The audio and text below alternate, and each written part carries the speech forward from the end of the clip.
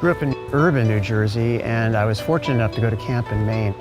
I learned to canoe, I learned to row, I learned to sail.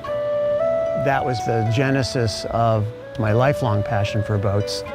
I just feel in touch with the wildness of the world when I'm on the ocean and on the sea. These are some of the most dramatic tidal rips in the world. For example, Seymour Narrows, which is the very top of the Sailor's Sea, entering into Johnstone Strait, can have currents up to 14 knots. I make my love of the sea and the preservation of our waters a part of the stories that I write and make up. One of the wonderful things about the Sailor's Sea and the Inside Passage, this contiguous waterway, is that the experience of being on them hasn't changed much. I like to think that boaters in general are conscious of preserving this beautiful heritage. And so boating responsibly, trying to minimize pollution. It's a way I can have an impact in a world where otherwise I feel fairly powerless to have an impact.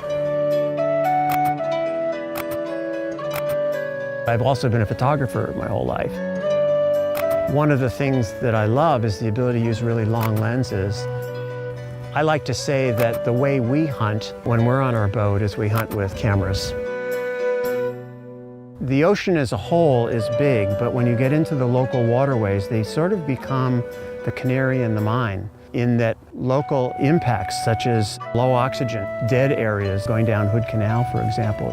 And then things like these wonderful creatures, the orcas, the way toxins have been building up in their adipose tissue and over time.